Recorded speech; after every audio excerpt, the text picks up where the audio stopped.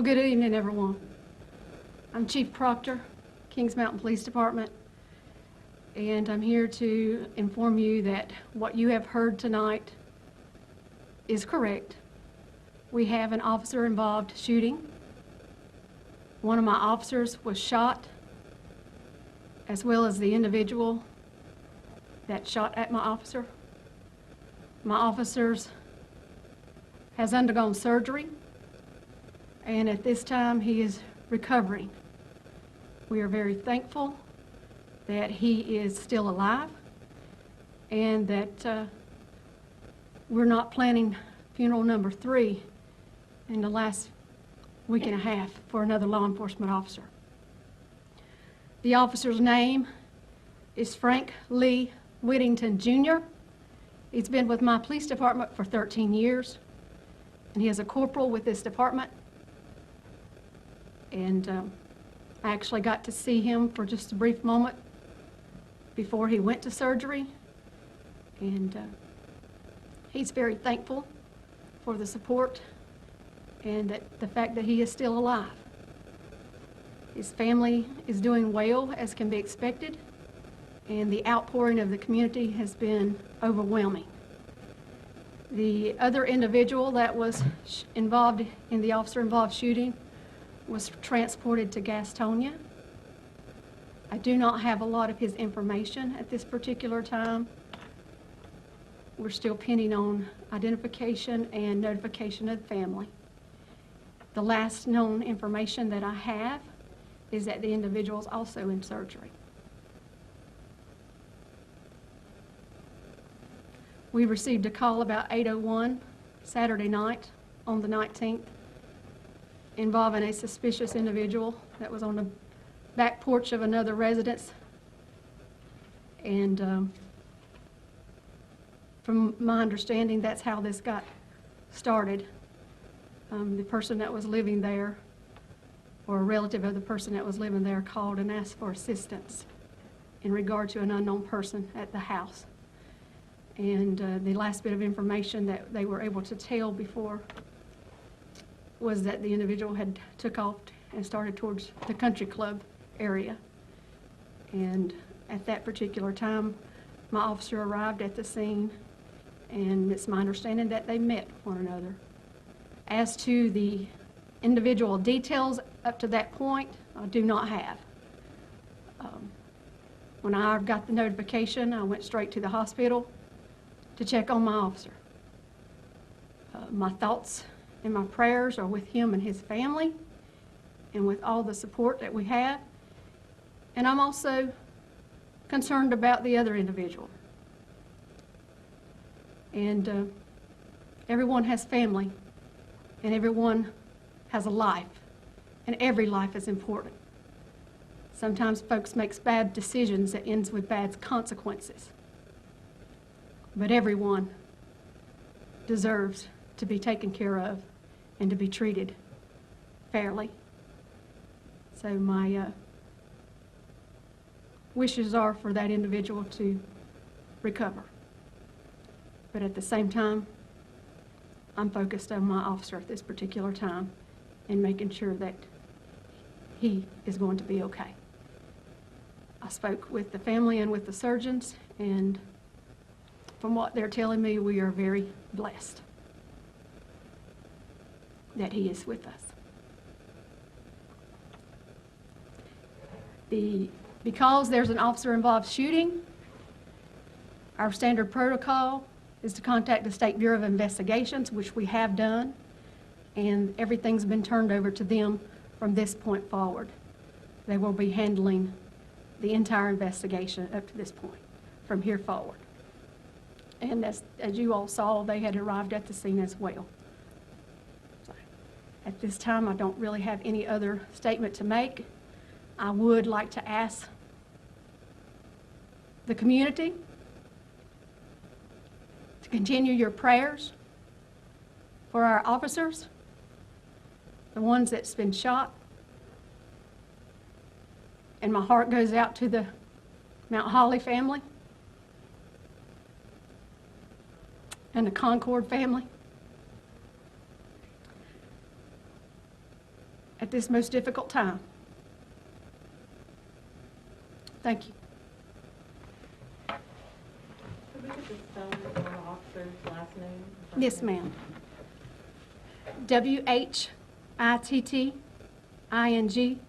Whittington. It's Frank Lee Whittington, Jr.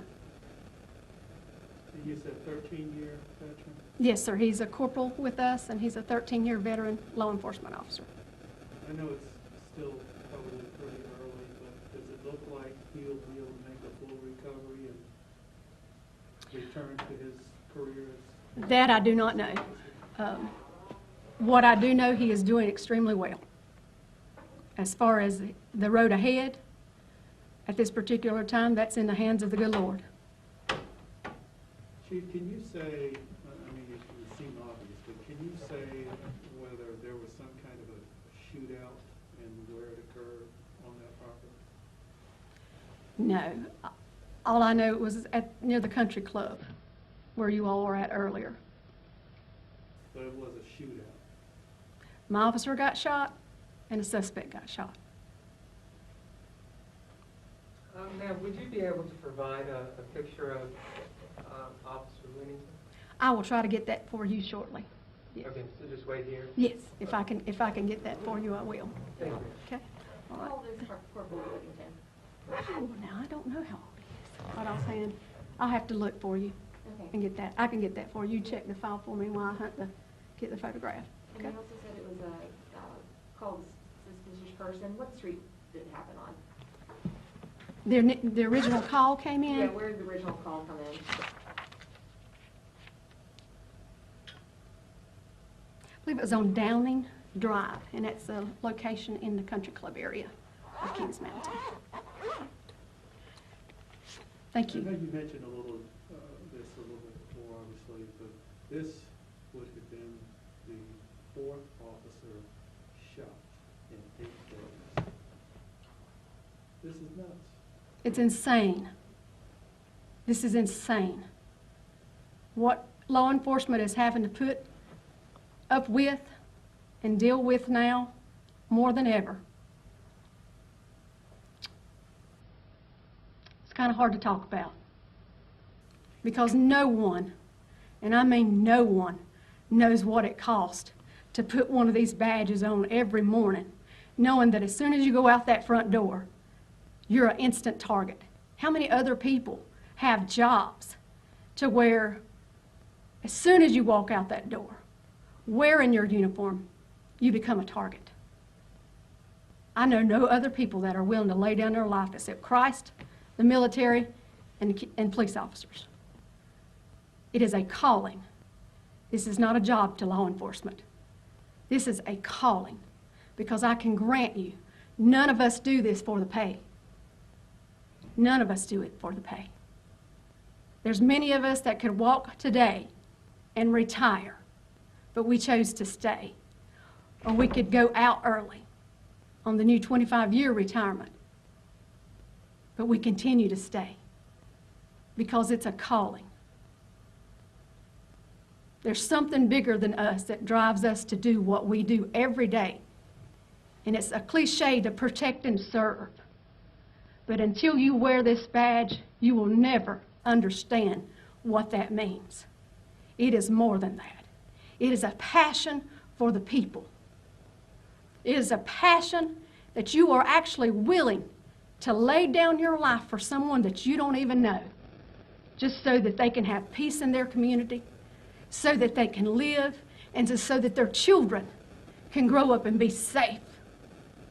And what I've seen this past year, that society has turned towards law enforcement and demonized us over the acts of a chosen few, over the thousands and thousands of us that continue to wear the badge and take ridicule by actions of others that we have no control over, is despicable.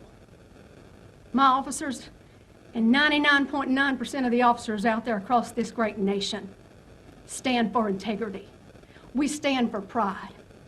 We stand for community love and involvement. Not just part of the community, all the community. Not just one side of the country, of every development, whether it be the lowest income housings in town or whether it be the country club. We're all created equal, and all of us deserve equal treatment. But all of us, that includes law enforcement. That includes law enforcement. No one wants to be stereotyped. No one wants to be judged on the color of their skin or the uniform that they wear. It's wrong. It's wrong as a society to do that. I look for a day, like Martin Luther King said, when a man can be judged not only by the color of his skin, but by him. I would add to that, I'll look for a day when law enforcement can be judged one-on-one the same way, not because we wear the badge, but because the job. Are they bad apples out there across this nation? We've all seen it. And let me tell you, nobody hates a bad cop than those of us that are good cops. Because it gives us, those of us who have the integrity and the moral fortitude to every day go to work and do what's right, even when we're being spit on, attacked, or shot, we continue to go because it is a calling by God. I love this town. I love this community. And I'm going to continue to serve as long as the Lord lays it on my heart to do so.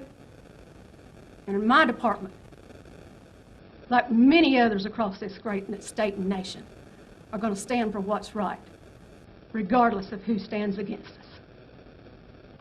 Thank you.